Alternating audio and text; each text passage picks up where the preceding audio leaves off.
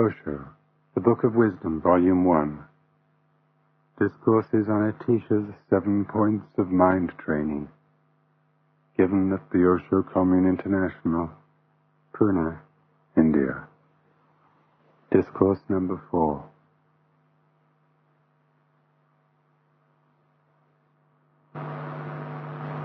The first question. Bhagwan, some time ago, while asleep in the night, I dreamed I was at a lecture.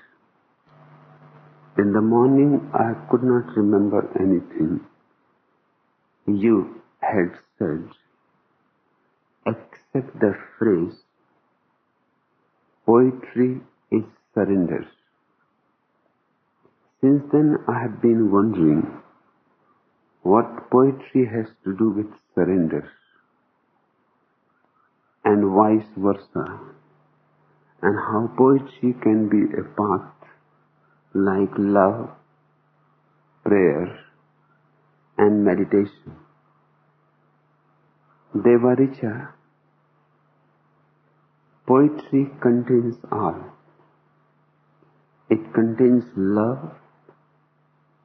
it contains prayer, it contains meditation, and much more. All that is divine, all that is beautiful, all that can take you to the transcendental is contained in poetry. Poetry is not just poetry. Poetry is essential religion.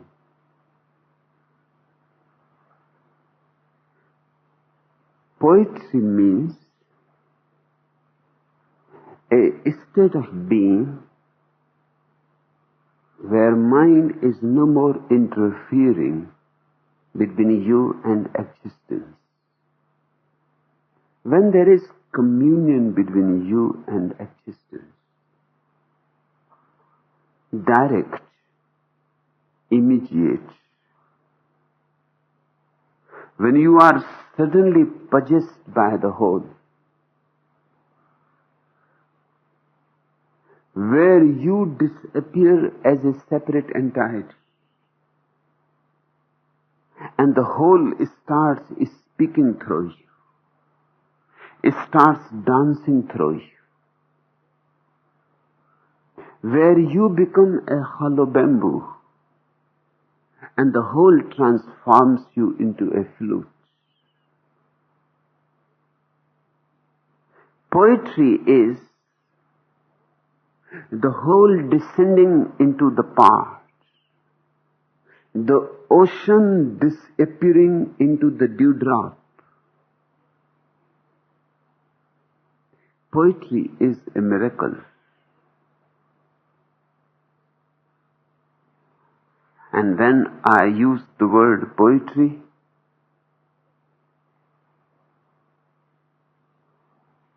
my fingers are not pointing to Shakespeare, Kalidasas.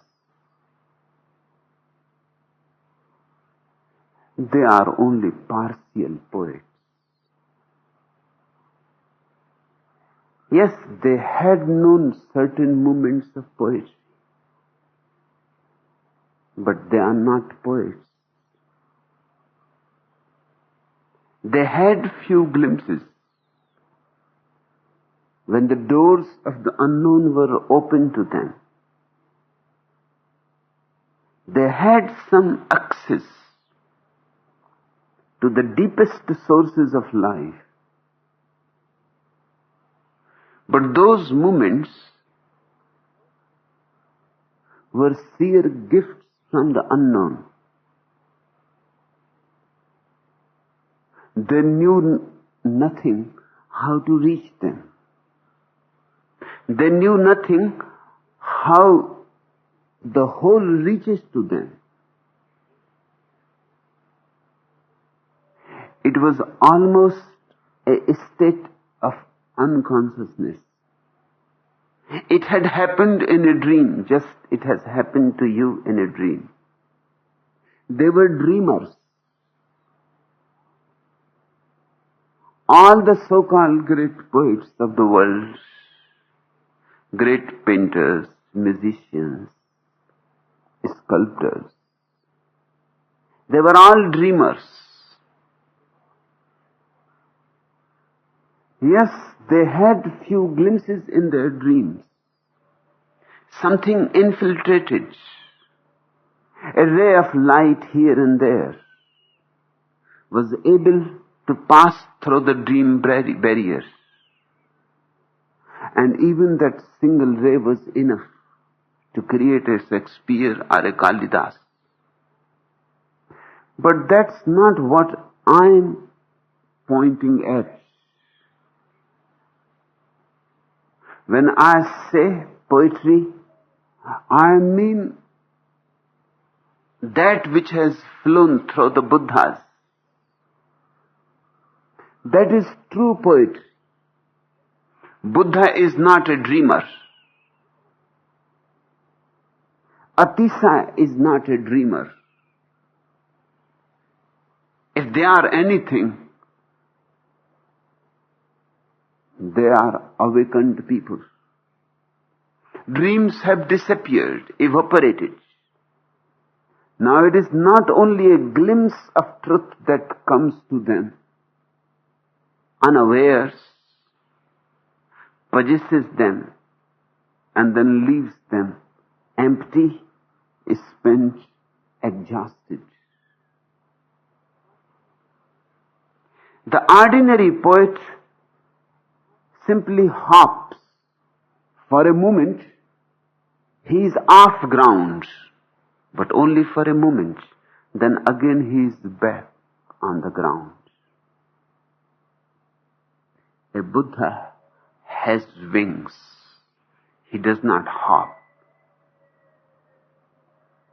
He knows how to go to the farthest star. He knows the way to approach the unknown. He has the key to unlock the doors of the mysterious. He is a master. And then something starts flowing through him, which is not of his own. He is only a medium. He is possessed. Then whatsoever he says is poetry. Or, even if he keeps silent, his silence is poetry. His silence has tremendous music in it. Whether he speaks or does not, doesn't matter. Speaking, he speaks poetry. Not speaking, he remains poetry. He is surrounded by poetry. He walks in poetry. He sleeps in poetry. Poetry is his very soul. It is his essential being. How this poetry happens? It happens in surrender. It happens when the part gathers courage enough to surrender to the whole. When the dewdrops slips into the ocean and becomes the ocean. Surrender is a very paradoxical state. On the one hand, you disappear. On another hand, you appear for the first time in your infinite glory, in your multidimensional splendor. Yes, the dewdrop is gone and gone forever. There is no way to recapitulate it, reclaim it. The dewdrop has died as a drop, but in fact the dewdrop has become the ocean, has become oceanic. He exists still, but no more as a finite entity, but as something infinite, sourless, boundless. This is the meaning of the myth of the bird phoenix. He dies, he is utterly burnt, reduced to ashes, and then suddenly he is reborn out of the ashes. Resurrection. The phoenix represents Christ, crucifixion and resurrection. The phoenix represents Buddha, death as an ego and a new birth as utterly egolessness. It represents all those who have known. To know means to be a phoenix. Die as you are, so that you can be that which you really are. Die in all your inauthenticity, phoniness, separation from existence. We go on believing that we are separate. We are not even for a single moment. In spite of your belief, you are one with the whole. But your belief can create nightmares for you. It is bound to create. To believe that I am separate means to create fear. If you are separate from the whole, you can never get rid of fear. Because the whole is so vast, and you are so small, so tiny, so atomic. And you have constantly to fight the whole so that it does not absorb you. You have to be constantly alert, on guard. So the ocean simply does not take you in. You have to protect yourself behind walls and walls and walls. All this effort is nothing but fear. And then constantly you are aware that death is reaching. And the death is going to destroy your separation. That's what death is all about. Death is the whole claiming the part back. And you are afraid that death will come and you will die. How to live long? How to attain a kind of deathlessness? Man tries it in many ways. To have children is one of the way. Hence, the continuous urge to have children. The root of this desire to have children has nothing to do with children at all. It has something to do with death. You know you will not be able to be here forever. Howsoever you try, you are going to fail. You know it.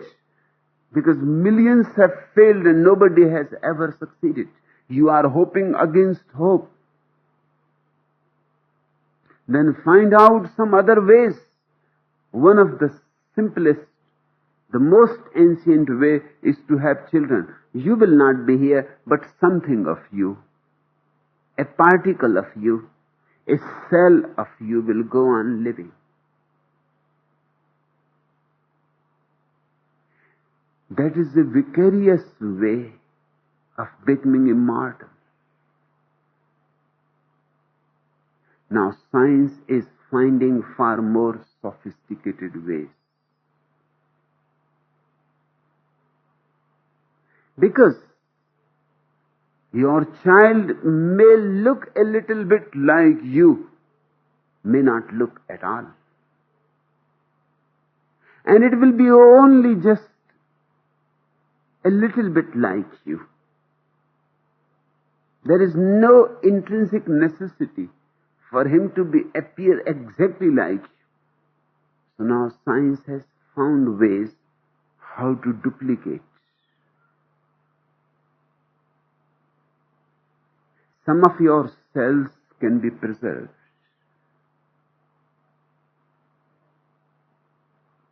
And when you die, out of those cells, a duplicate can be created. And the duplicate will be exactly like you. Not even twins are so alike. If you meet your duplicate, you will be surprised.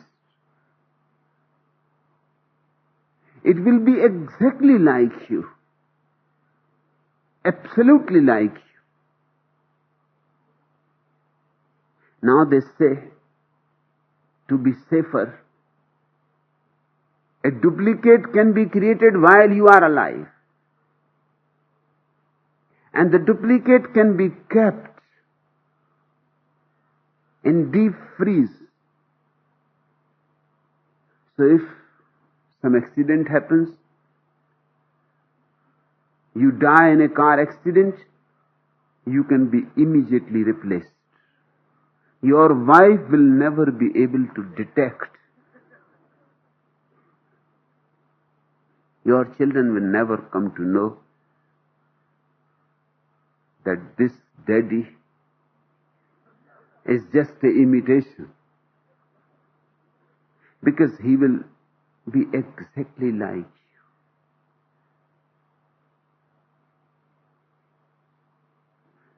Men have tried in other ways also, far more sophisticated than this one. Write books, paint pictures, compose great symphonies. You will be gone, but the music will remain. You will be gone, but your signature will be there on the book. You will be gone, but the sculpture that you had created will be there. It will remind you. It will remind people of you. You will persist in their memories. You will not be able to walk on the earth, but you will be able to walk in people's memories. It is better than nothing. Become famous. Leave some marks in the history books. Of course, there will be only footnotes, but still, something is better than nothing. Man has been trying down the ages somehow to have some kind of immortality.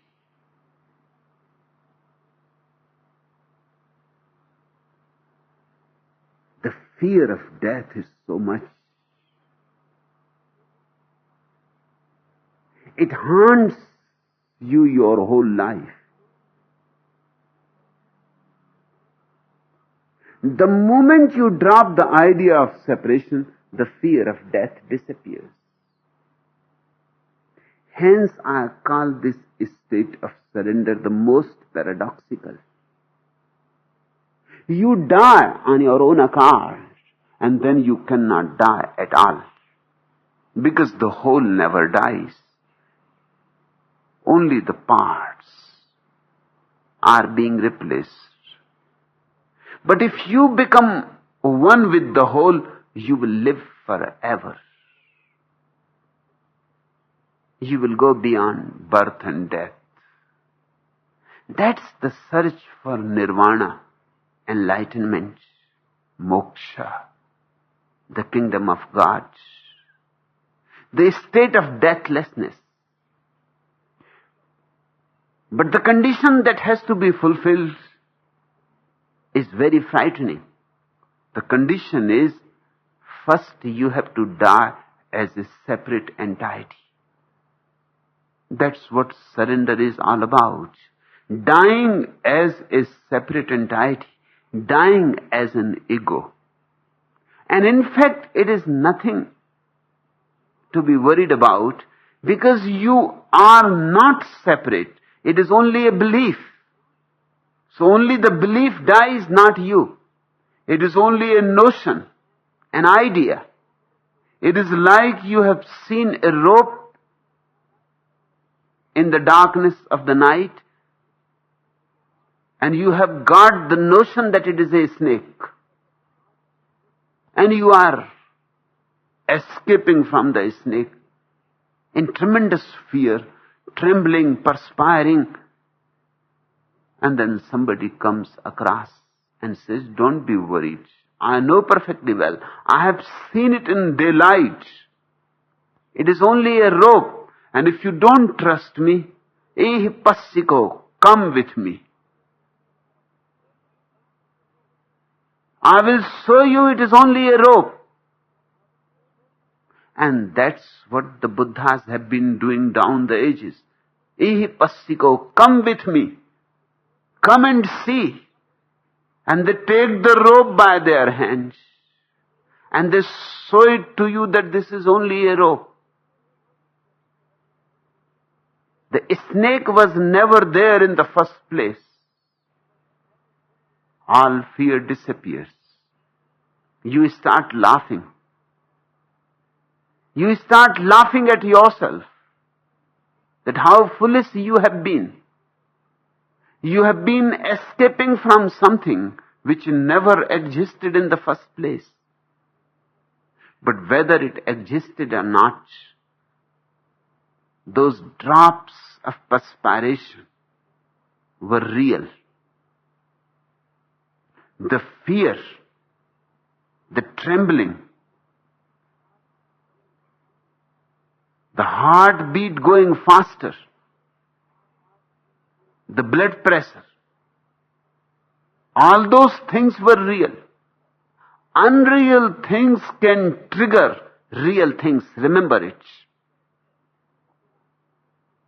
If you think they are real, they function for you as reality. Only for you. It is a dream reality. But it can affect. It can affect your whole life. Your whole life style. Ego is not there. The moment you become a little alert, aware, conscious, you will not find the ego at all. It will be a rope that you had misconceived as a snake. You will not find the snake anywhere. Death does not exist. Death is unreal, but you create it. You create it by creating separation. Surrender means dropping the idea of separation. Death disappears automatically. Fear is found no more. And your whole flavor of life changes. Then each moment is such a crystal purity. A purity of delight, joy, bliss. Then each moment is eternity. And to live that way is poetry. To live moment to moment without the ego is poetry.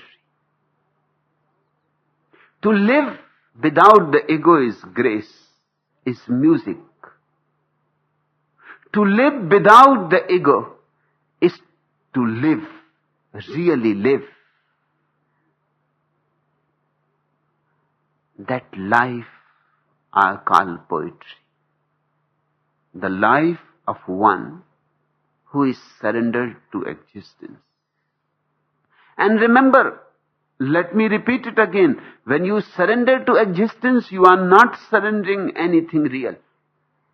You are simply surrendering a false notion. You are simply surrendering an illusion.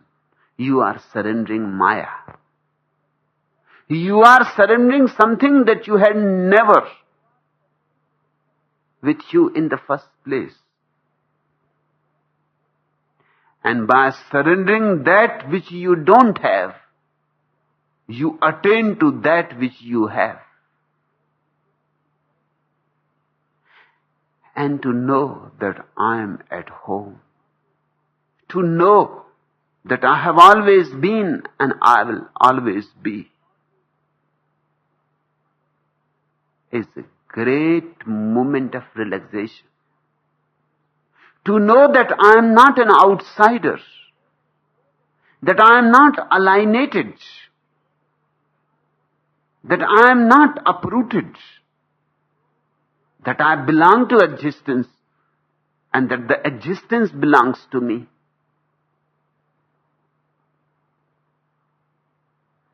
All becomes calm and quiet and still. This stillness is surrender.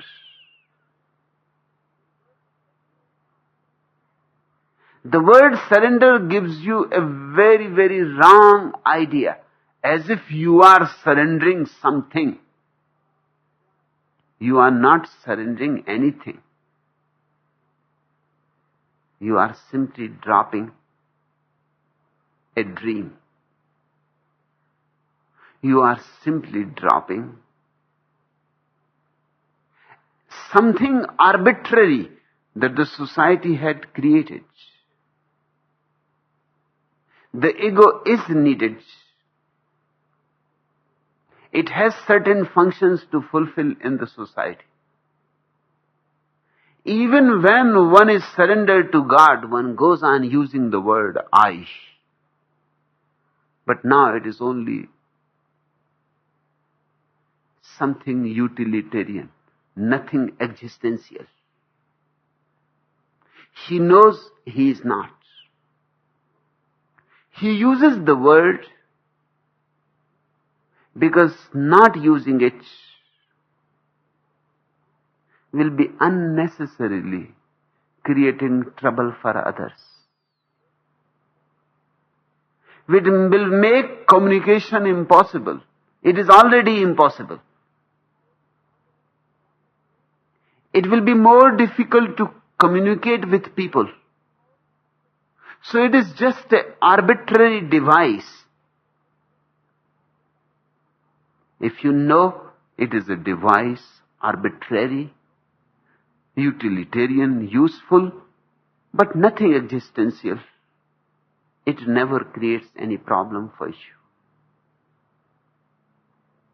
Richa, your dream has given you a glimpse. Your dream has allowed you something you may not be allowing while you are awake. It sometimes happens. The conscious mind is more egoistic. Obviously, the ego never penetrates into the unconscious. The society can only teach the conscious. The society cannot teach the unconscious, at least not yet. They are trying hard. In Soviet Russia particularly, they are trying hard to teach the unconscious. And unfortunately, they are succeeding. They are teaching people while they are asleep.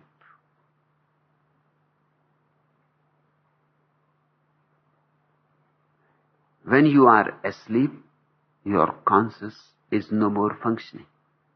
Your unconscious functions.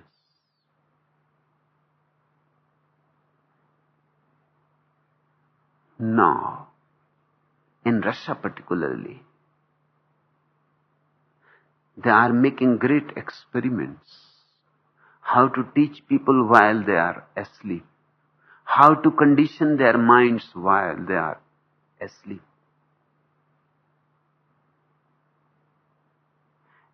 It can be done. It is being done. This is one of the great dangers that the future generations will have to face. If the politicians has gadgets with them which can teach people while they are asleep, then there will be no possibility of any rebellion ever. You can make a person, while he is asleep, a communist, Catholic, Hindu, Buddhist, Christian, Mohammedan. And because it will be in his unconscious, he will be absolutely unable to go beyond it. He will not be capable to get rid of it. Because the unconscious is 9 times more powerful than the conscious. The conscious is only the tip of the iceberg. 1/10 of your mind is conscious. 9/10 is unconscious. If the politician can reach to the unconscious, then humanity is doomed. Then children will be taught while they are asleep. Even the sleep will not be yours own and private. Even sleep will not be a personal thing. It will be owned by the state. You will not be even allowed to dream private dreams. The state will manage what dreams to dream. Because you may be dreaming some anti-state dreams, and the state cannot afford them. Your dreams can be manipulated.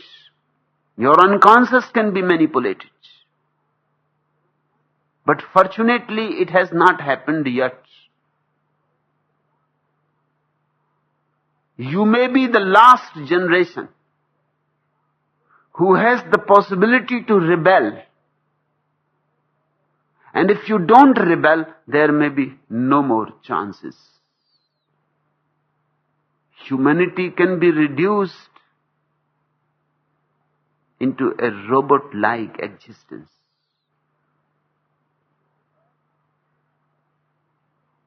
So rebel while the time is still there. I don't think there is much time left. Maybe just this last part of the century. These coming 20-25 years. If humanity can rebel in these 25 years, this is the last opportunity. Otherwise, people will be utterly unable. Their unconscious will dominate them. Up to now, society has been able only to pollute your conscious mind through education, through church, through propaganda, but only your conscious mind. Your unconscious is still free. It happens more often that you are closer to the truth, closer to reality when you are deep asleep. It is very strange. It should not be so. You should be closer to reality while you are awake. But your wakefulness is no more yours. It is Hindu, it is Christian, it is Mohammedan. It is no more yours. Society has already impinged upon it, interfered with it, distorted it. But the unconscious is still yours. Hence, psychoanalysis became so much interested in your dreams. Because in your dreams you are truer. In your dreams you are less false. In your dreams all the census of the society disappears. In your dreams you are saying things as they are, seeing things as they are, seeing yourself as you are. The moment you awake, you start pretending. Your wakefulness is a long, long pretension. Hence, sleep is so much relaxing. Because continuously to be on guard and to say things which are supposed to be said and to do things which the society requires to be done is tiring. Very tiring. One needs to fall into deep sleep every day for 8 hours to get rid of all this. To be natural again. To forget the society and the nightmare and the hell that it has created. The more alert you become, the more watchful you are, the more freer from the bondage of the society and its clutches, then only your body will need sleep. And even in your sleep, there will continue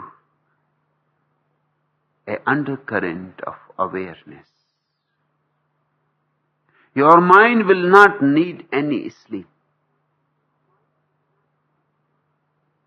There is no intrinsic necessity for it to go into sleep. It is a created necessity.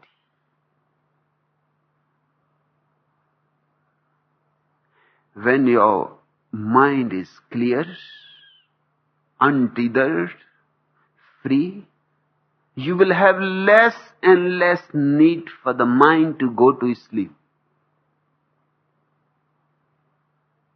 And then a miracle happens. If you can remain alert even while the body is asleep, you will know for the first time you are separate from the body. The body is asleep and you are awake. How can you both be identical? How you both can be one? You will see the difference. The difference is so vast. The body belongs to the earth, you belong to the sky. The body belongs to matter, you belong to God. The body is grass, you are not. The body has limits, is born and will die. You are never born and you will never die. This becomes your own experience, not a belief. The belief is fear-oriented. You would like to believe that you are immortal. But belief is just a belief, something pseudo, painted from the outside. Experience is totally different. It wells up within you. It is yours own. And the moment you know, nothing can ever shake your knowing. can destroy or know. The whole world may be against it. Still you will know that you are separate. The whole world will say there is no soul, but you will know there is. The whole world may say there is no God, you will smile. Because the experience is self-validating. It is self-evident. Richa, your dream may be very significant. What you have not allowed in your waking consciousness has sprung up in your dreaming consciousness. A ray of light has entered in you. In the West, before Freud, waking consciousness was thought to be the only consciousness. Not so in the East. Even after Freud, although dreaming consciousness is accepted as valuable, still one thing has not yet happened. Dreamless sleep is yet ignored. Not so in the East.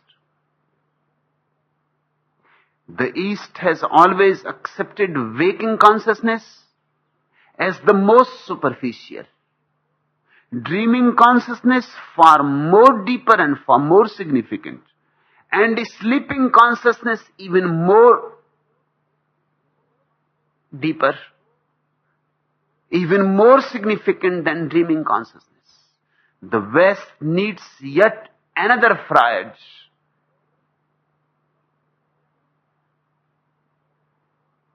to introduce sleep as the most significant part.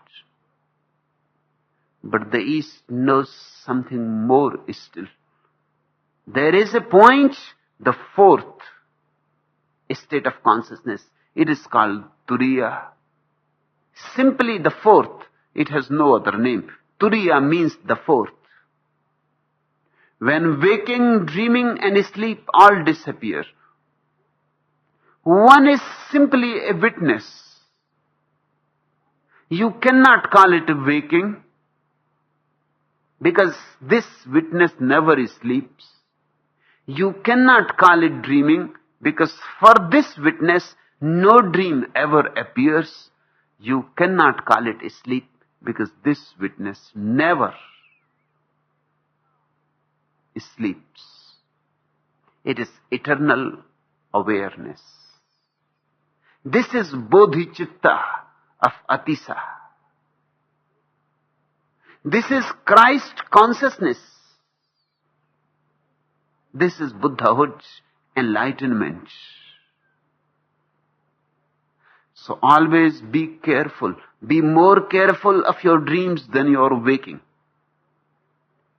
Again, be more careful of your dreamless sleep than of dreaming. And remember that you have to search the fourth, because only the fourth is the ultimate. With the fourth, you have arrived home. Now there is nowhere to go.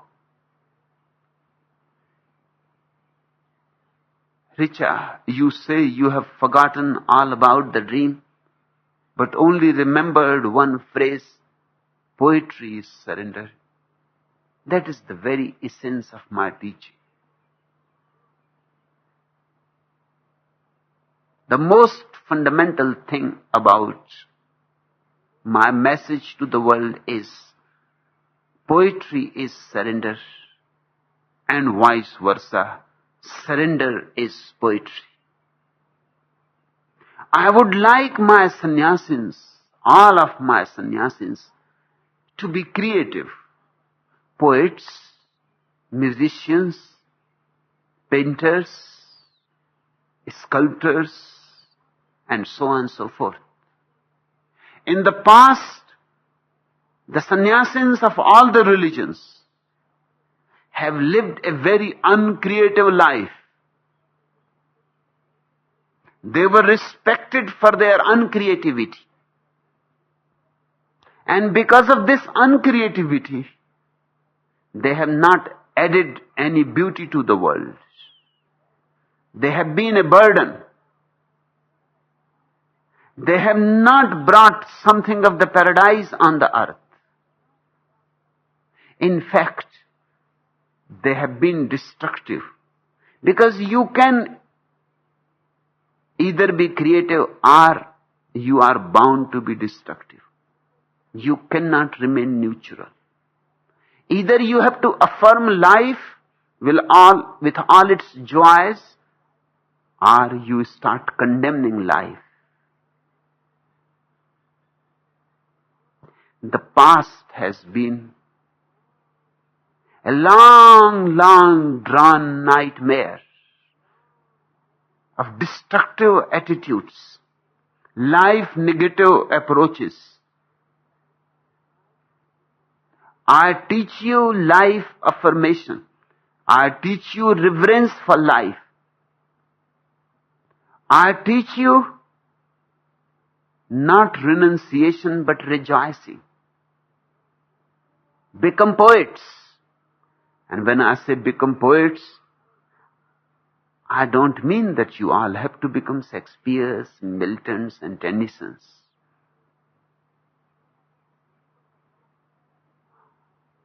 If I come across Shakespeare and Milton and Tennyson, I will say them too. Please become poets.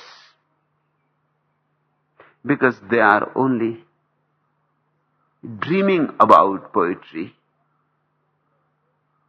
The real poetry happens in the fourth state of consciousness. All the great so-called poets have been only dreamers. They were confined to the second state of consciousness. The prose remains confined to the first, waking consciousness, and your poetry goes to the second. The poetry I am talking about is possible only in the fourth.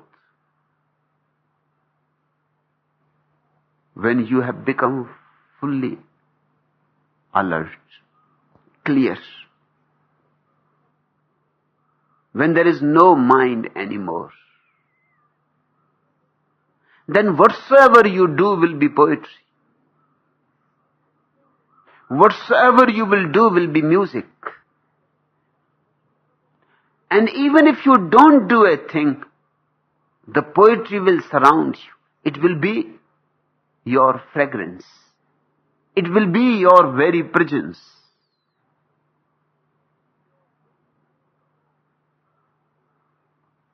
Richa, you asked me, since then I have been wondering what poetry has to do with surrender and vice versa, and how poetry can be a path like love, prayer and meditation.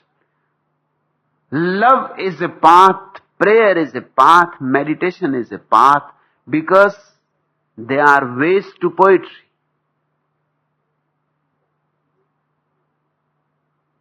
Anything that leads you to God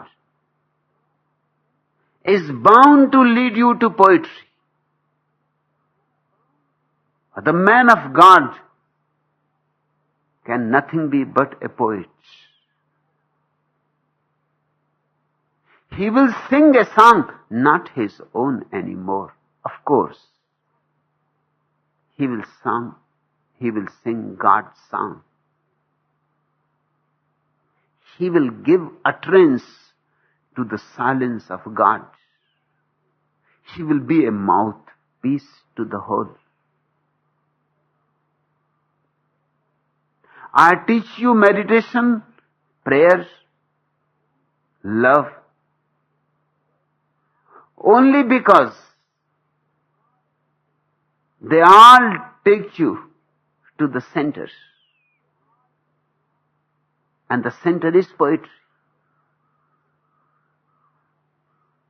They are all ways to poetry. To dissolve yourself into poetry is to dissolve yourself into God. And certainly without surrender, it is not possible. If you remain too much, God cannot happen. You have to be absent for Him to become a presence in you. Die so that you can be.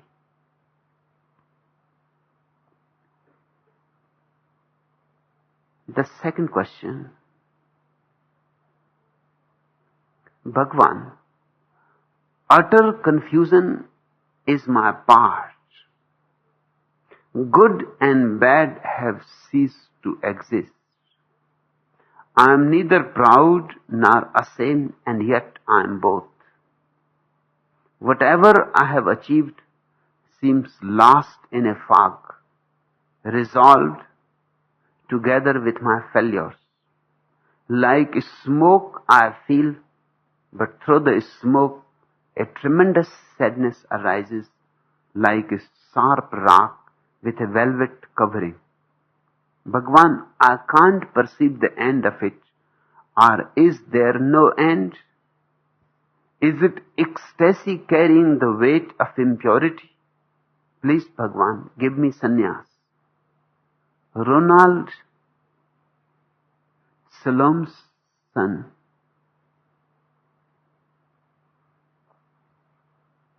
confusion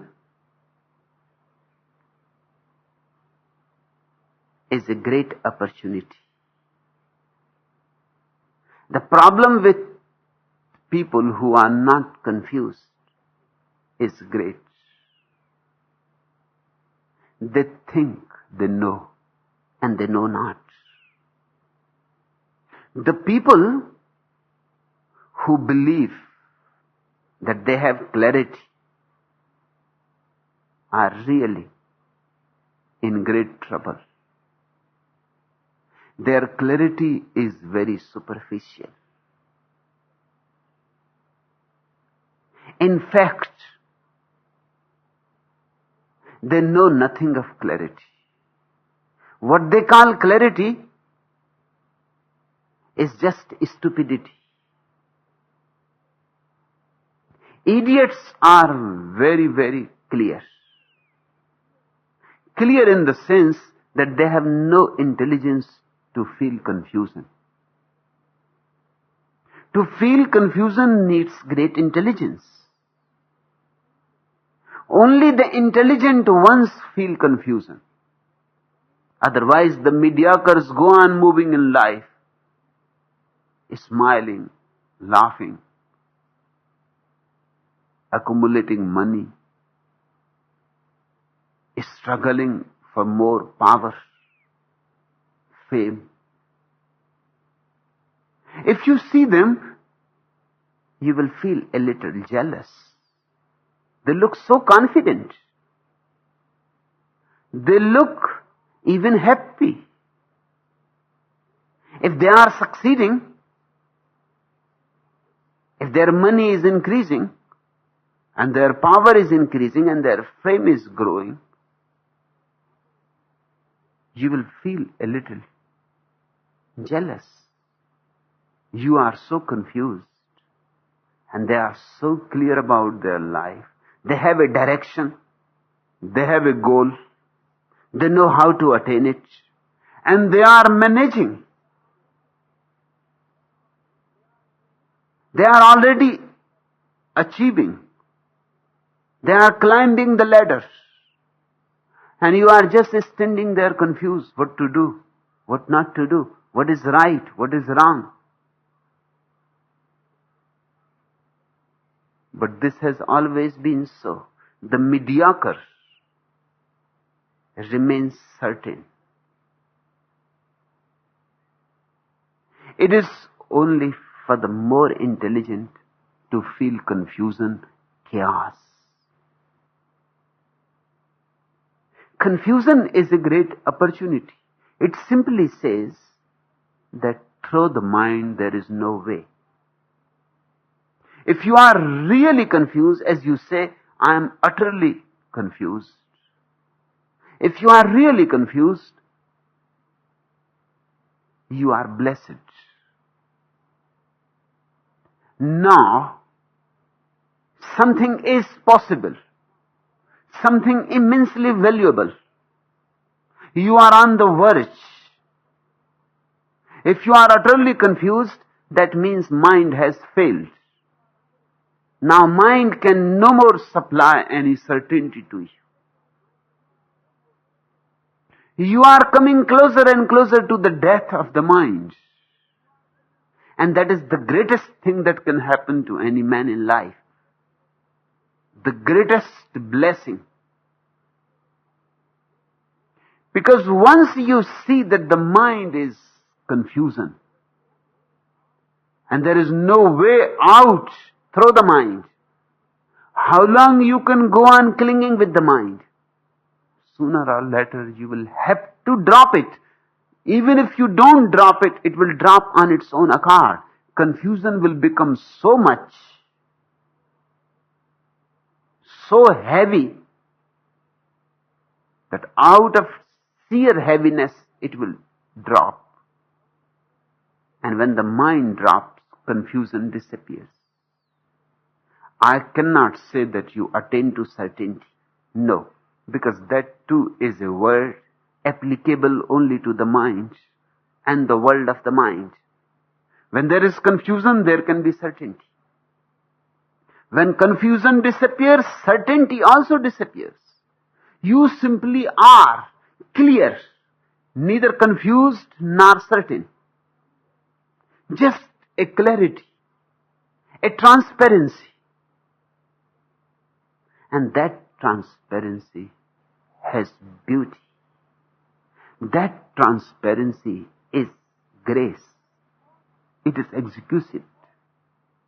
It is the most beautiful moment in one's life when there is neither confusion nor certainty. One simply is a mirror reflecting that which is.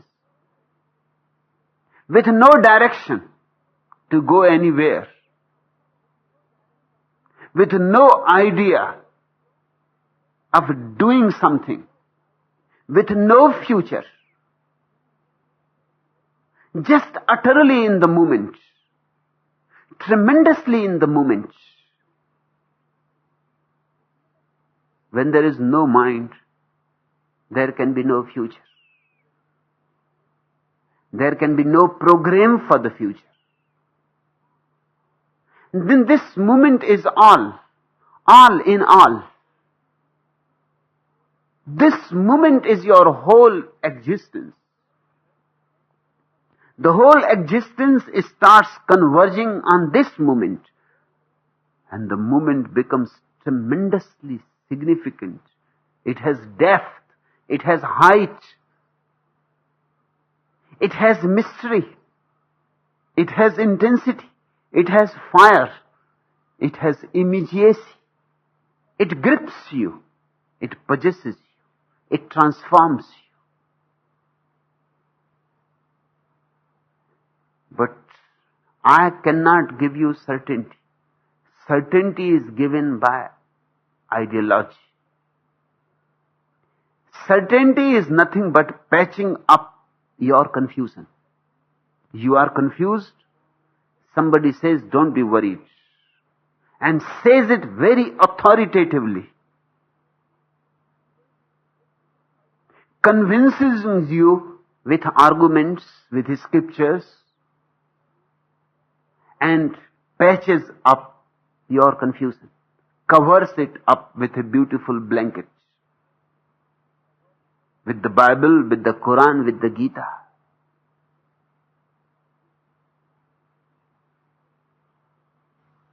And you feel good, but it is temporary. Because the confusion is boiling within. You have not got rid of it. It has only been repressed. That's why people cling to beliefs, churches, scriptures, doctrines, systems of thought. Why people invest so much in systems of thought? Why somebody should be a Christian or a Hindu? Why somebody should be a communist? For what? There is a reason. A great reason too. Everybody is confused. And then somebody is needed to supply you certainty. He can be the Pope, or he can be Mao Zedong. He can be Karl Marx, or he can be Manu or Moses. Anybody will do. And whenever there are great times of crisis, any stupid person who has the stubbornness of shouting, of arguing, who can pretend certainty, will become your leader. That's how Adolf Hitler's, Joseph Stalin's, Mussolini's become important people. People have always been wondering why Adolf Hitler could dominate a great intelligent race like the Germans. Why?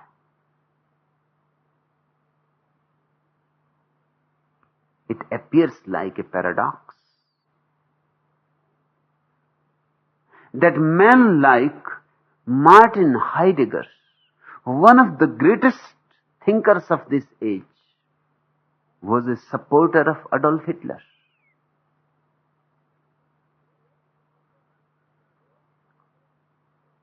The great professors of the great German universities supported Adolf Hitler. Why? How it was possible? And Adolf Hitler is just a stupid person. Uneducated, unsophisticated. But he has something in him that the professors were lacking, that the intelligent people were lacking, that Martin Heideggers were lacking. He has something in him which no intelligent person can have.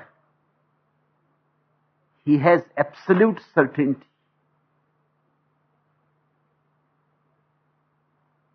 He is idiotic, but he can say things with no ifs and no buts. He can make statements as if he knows. He is a madman. But his madness had great impact. It changed the whole course of human history.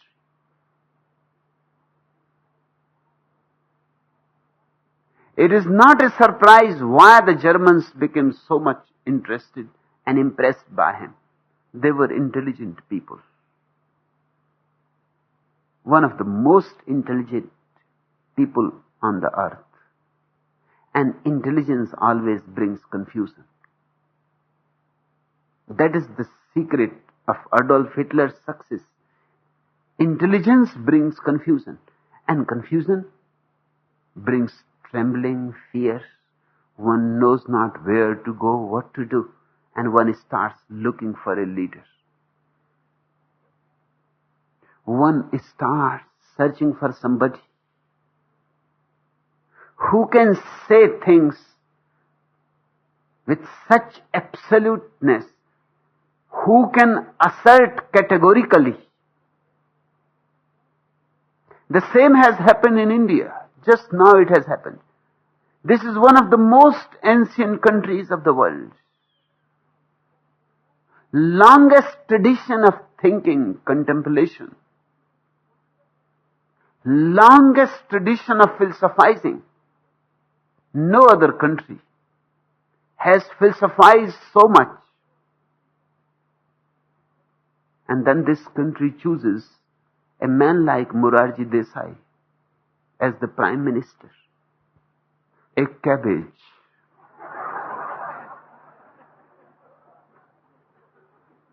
But he has something in him.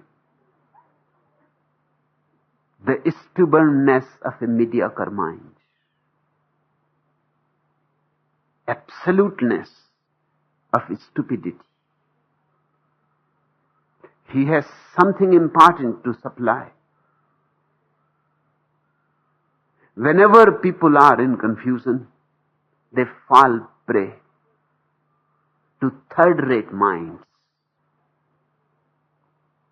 The first-rate minds fall prey to third-rate minds. Because the third-rate mind has no confusion. The third-rate mind knows that just by drinking your own urine, all diseases can be cured.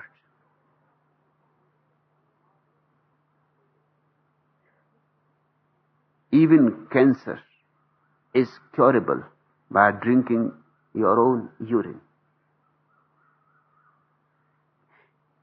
This is possible to assert only if you really are utterly unintelligent. The intelligent person hesitates, ponders, wavers. The unintelligent never wavers, never hesitates.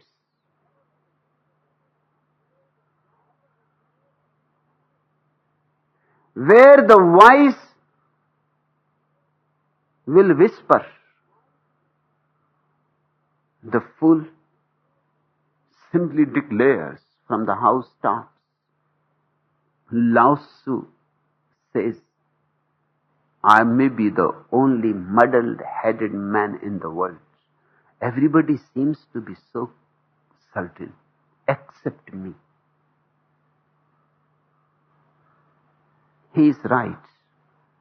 He has such tremendous intelligence that he cannot be certain about anything. I cannot promise you certainty if you drop the mind. I can promise you only one thing, that you will be clear. There will be clarity, transparency. You will be able to see things as they are.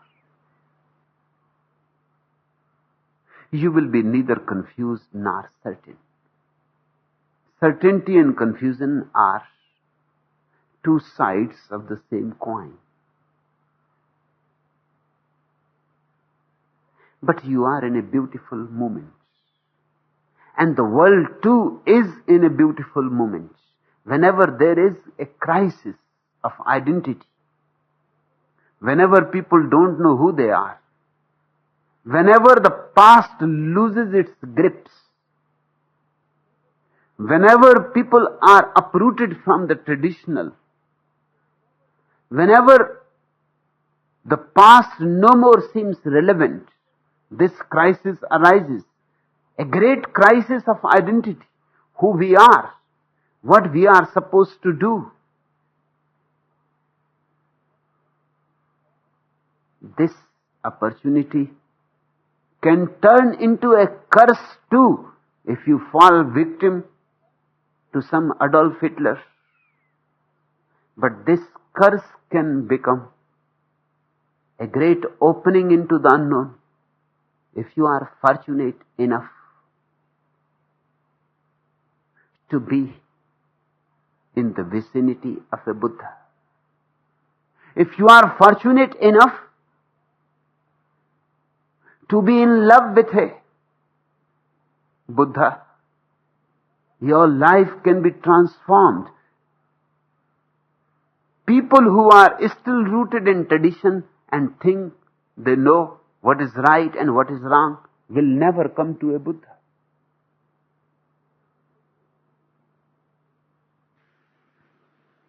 They will continue to live their life, the routine life, the dull, the dead life. They will go on fulfilling their duties as their forefathers used to do. For centuries they have been following a track, and they will go on following the trodden track. Of course, when you follow a trodden track, you feel certain so many people have walked on it. But when you come to a Buddha and you start moving into the unknown, there is no highway, not a trodden path. You will have to make your own path by walking. The path will not be found ready-made. That's what I want my every sannyasin to understand. You are not here to depend on me. You are not here to follow me. You are not here to simply accept me and believe in me. You are here to experiment. You have to move on your own. I can give you encouragement to move on your own. I can trigger a process of inquiry into you, but I will not give you a system of thoughts. I will not give you any certainty.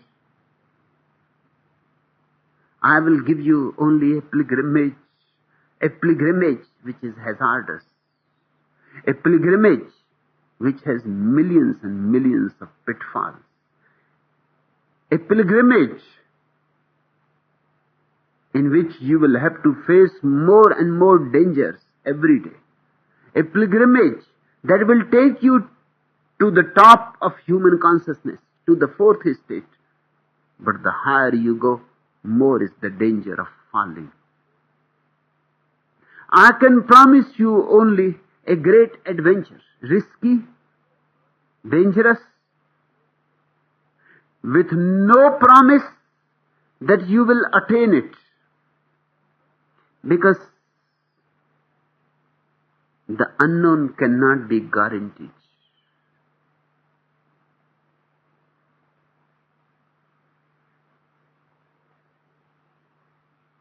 So, Ronald, if you have come to find some remedy for your confusion to me, you have come to me, a wrong person. Then I am not the right person to be with. But if you have come to drop confusion and certainty and be free of the mind that can either give you confusion or certainty, if you have come to me to go on the ultimate adventure in search of God, if you have come to me to dare to accept the challenge of the uncharted sea, the roaring waves, and no possibility of seeing the other shore, then you have come to the right person. Then much is possible. I say only possible. I cannot say it is absolutely certain. It is always a possibility. You may be able to make it, you may not be able to make it. No guarantee. It is not a commodity which can be guaranteed. It is a gamble. And if you are ready to gamble, enter into this Buddha field. No need to wait any longer. You have waited already enough for many, many lives. You ask me, please Bhagwan, give me sannyas. It is not a question of my giving you sannyas. It is a question of you taking it. Open your heart. I am always giving it. The question is of your receiving it, welcoming it. You say good and bad have ceased to exist.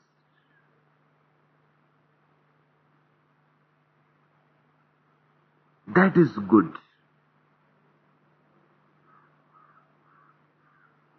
That's beautiful.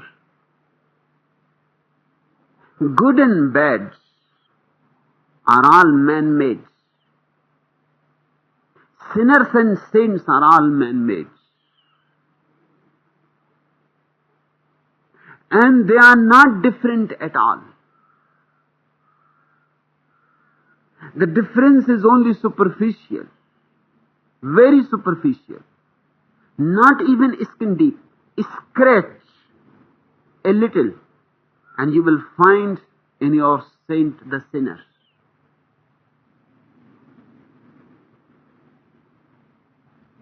This guy went to the Pope and said, "Hey Pope, fuck you."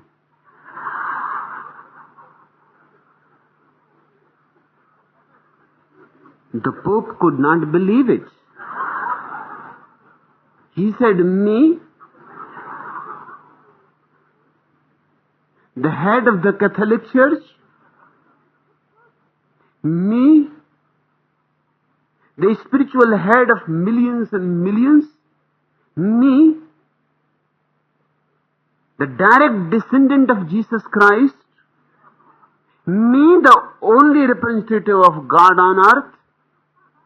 Fuck me? Fuck you!"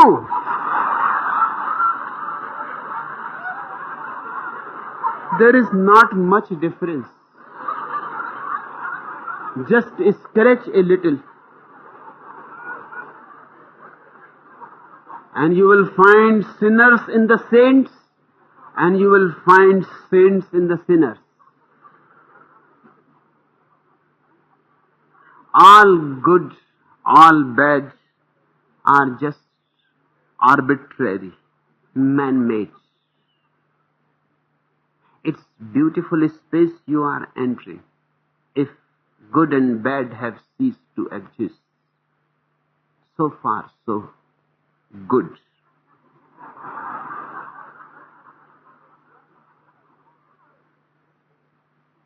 Now enter another dimension, not man-made, where distinctions are of no relevance, where nothing is good and nothing is bad, where whatsoever is, and whatever ends. There is no question of good and bad. Either something is or something is not. Good and bad are nothing but alternatives to be chosen. Either choose this or choose that.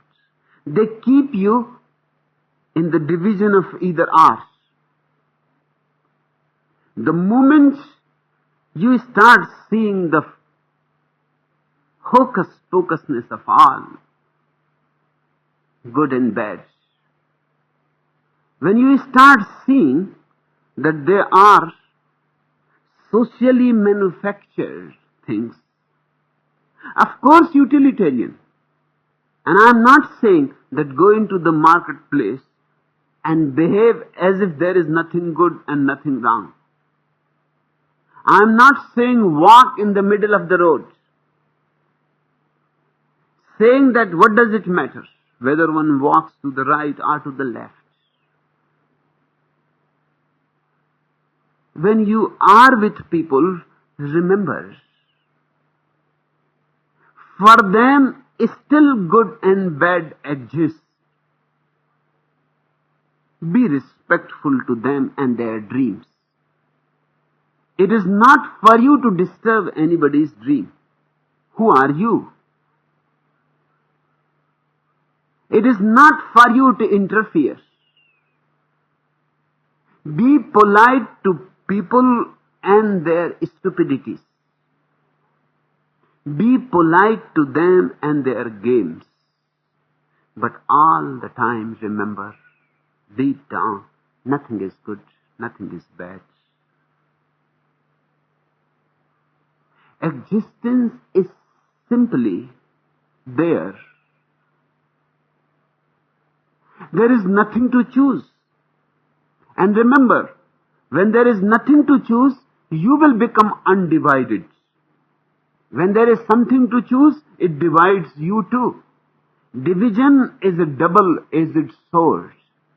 It divides reality outside, it divides you inside. If you choose division. You choose split. You choose schizophrenia. If you don't choose, if you know there is nothing good, nothing bad, you choose sanity. Not choosing anything is choosing sanity. Not choosing is to be sane. Because now there is no division outside. How you can be divided inside? The inside and the outside go together. You become indivisible. You become an individual. This is the process of individuation. Nothing is good, nothing is bad. When this dawns in your consciousness, suddenly you are together. All fragments have disappeared into one unity. You are crystallized. You are centered.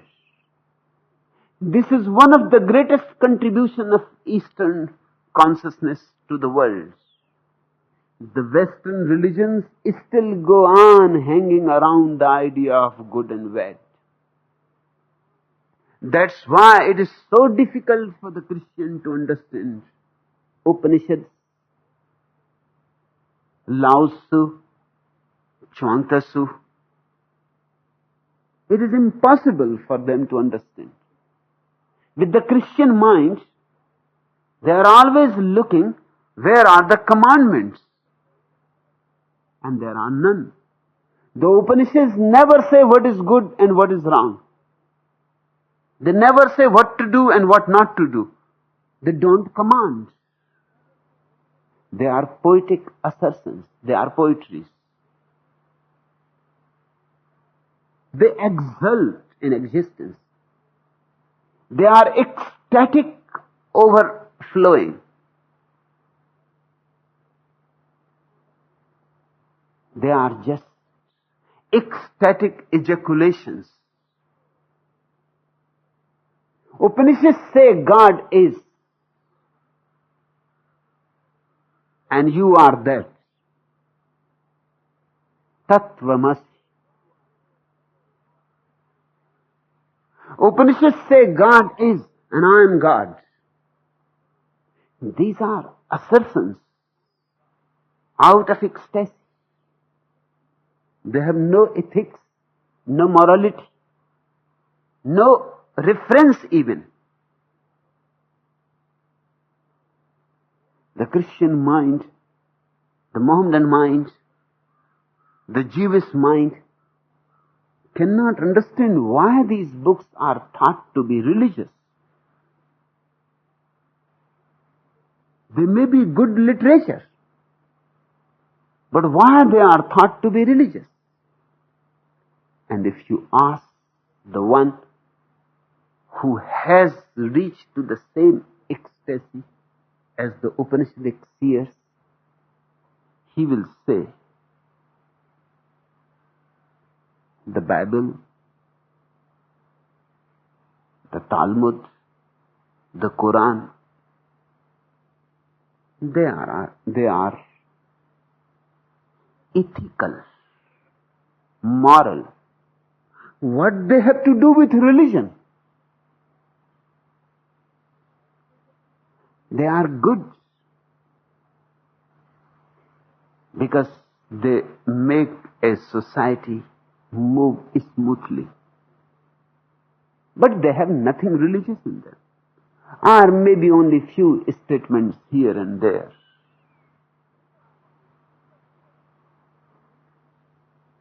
The major part is ethical. The religion seems to be just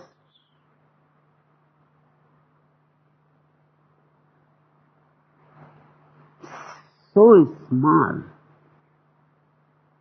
that it can be neglected, ignored.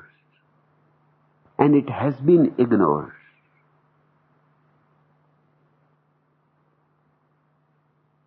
To come to know that nothing is good, nothing is bad, is a turning point.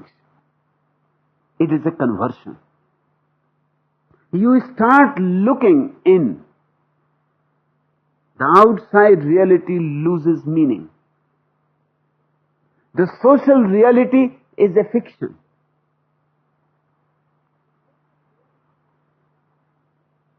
A beautiful drama. You can participate in it, but then you don't take it seriously. It is just a role to be played. Play it as beautifully, as efficiently as possible, but don't take it seriously. It has nothing of the ultimate in it. The ultimate is the inner. The indivisible soul knows it.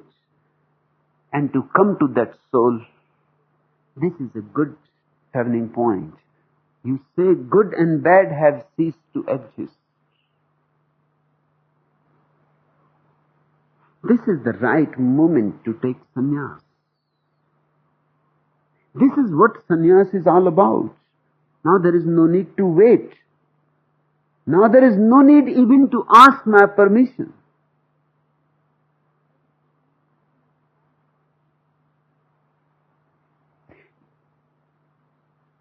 Sannyas is already happening. You enter into this Buddha field. Long you have waited. Too long, really. I have heard an old couple reach to the divorce court. Really ancient. 95 years old. And for 75 years they have been married. The judge could not believe his eyes. He said, so you are thinking to divorce now? After 75 years of a married life? Why not? They looked at each other and then the old man said, well, we waited till all the children are dead.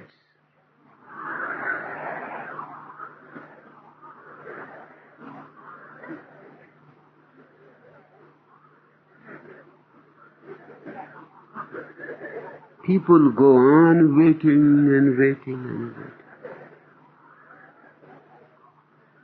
Now what a hope. There is no need to wait anymore.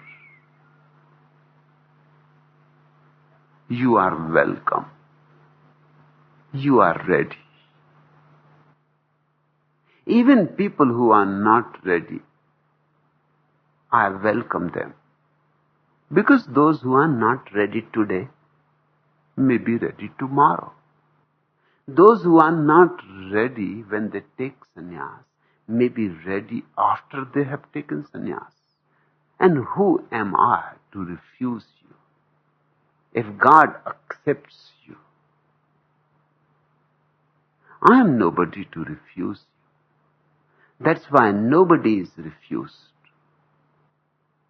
No condition is made.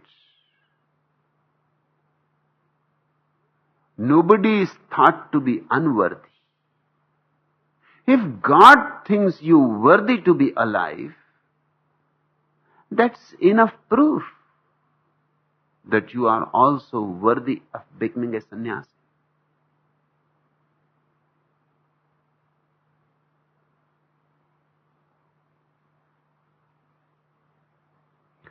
you say, I am neither proud nor ashamed, and yet I am both. That's the state of confusion. In everything you will find like that. Neither this nor that, yet both.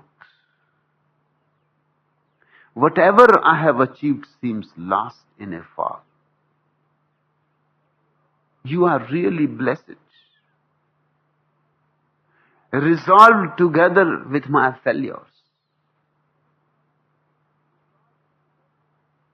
Many should feel jealous about you.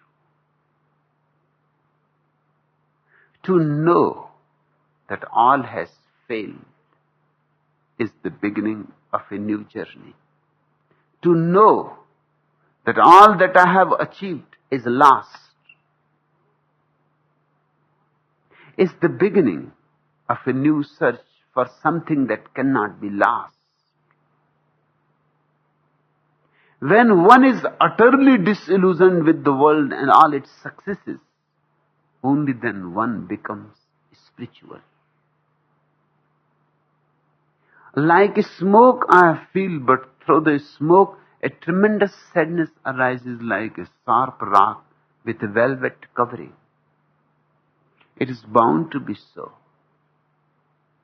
When life has been lived through illusions and one day one suddenly feels all has been meaningless, useless. I was chasing shadows. A great sadness arises. But Ronald, I can see your perceptiveness. Sadness is there, but with a velvet covering.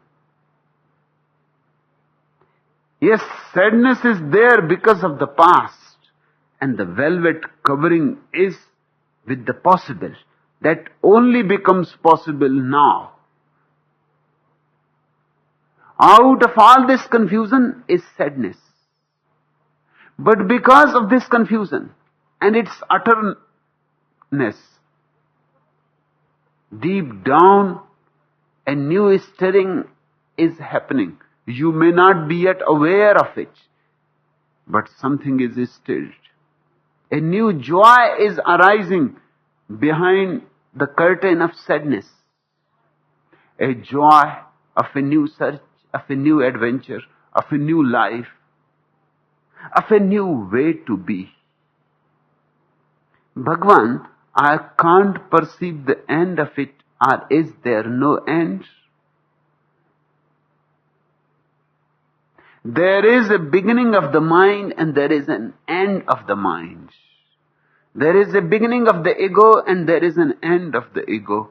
But there is no beginning to you and no end to you. And there is no beginning to the mystery of existence and no end to you. It is an ongoing process. Mysteries upon mysteries are waiting for you. Hence the thrill and the ecstasy. Feel ecstatic that there is no end to life. That when you have reached on one peak, suddenly another peak starts giving you challenges. A higher one. A more arduous climb. A more dangerous reach. And when you will have reached to the other peak, another peak, peaks upon peaks. It is an eternal Himalayas of life. Just think of a point where you arrive and now there is nothing else left. You will be utterly bored then. Boredom will be your only fate then. And life is not a boredom. It is a dance. Life is not a boredom. It is exaltation, exuberance. Many, many things are going to happen. And many, many things will always remain to happen. The mystery never ends. It cannot end. That's why it is called the mystery. It cannot be known ever. It will never become knowledge. That's why it is called the mystery. Something in it is eternally elusive. And that's the whole joy of life. The great splendor of life is that it keeps you eternally engaged, searching, exploring. Life is exploration. Life is adventure.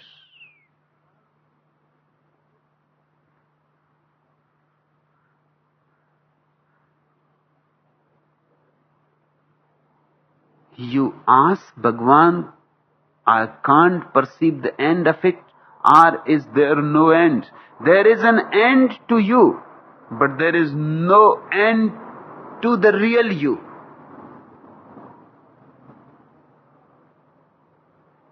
Is it ecstasy carrying the weight of impurity? There is no impurity anywhere. All is pure. Impurity is just a shadow of the confusion that you are feeling right now. When the confusion and the confusing mind is dropped, the shadows will disappear on their own accord. Your innermost core has always been pure. Purity is intrinsic to you. It cannot be taken away. Your virginity is eternal. You cannot lose it. There is no way to lose it. You can only forget about it, or you can remember it. If you forget about it, you live in confusion. If you remember about it, all is clear. I will not say again certain, but just clear. All is transparent. That transparency is freedom. That transparency is wisdom. This transparency is your birthright. If you are not claiming it, nobody else is responsible except you. Claim it. It is yours. It is yours just for the asking. Sannyas is an effort to reclaim that which is yours and to drop that which is not yours. Sannyas is an effort to drop that you really don't have and to claim that which you had always with you. All along, ecstasy is our very nature. Not to be ecstatic is simply unnecessary. To be ecstatic is natural, is spontaneous. It needs no effort to be ecstatic. It needs great effort to be miserable. That's why you look so tired. Because misery is really hard work. To maintain it is really difficult because you are doing something against nature. You are going upstream. That's what misery is. And what is bliss? Going with the river. So much so that the distinction between you and the river is simply lost.